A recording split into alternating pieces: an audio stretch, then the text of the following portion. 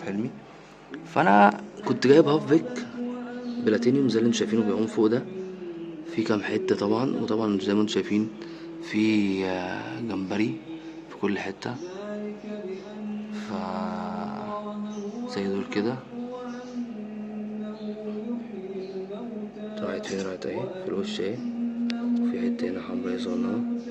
فانا عندي ودي هنا كده اهو الصغيره بتاعتي. فانا عندي الهاف بيك بلاتينيوم زي ما انتوا شايفين. انا نفسي افهم دي اللي فوق في الحضانه اللي فيها الزبره، دي دخلت فوق هنا ازاي؟ دي دخلت فوق هنا ازاي؟ مش عارف انتوا هتشوفوها ولا لا، اوريها لكم من هنا.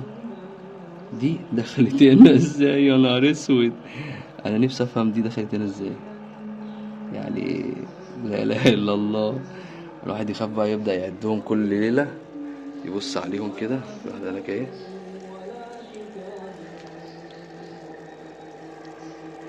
خليك انت مستخبيه كده.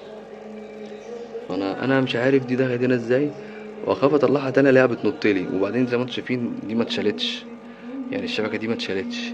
هل هي نطت من الشبكه على جوه فدخلت ما بين الاخرام دي؟ مفيش حل تاني غير ده، عشان هي مش مخرمه من الجناب. الاخرام دي ما تدخلش حاجه حرفيا، يعني حتى ما بتعديش الزريعه، فاكيد مش هتعديه هو.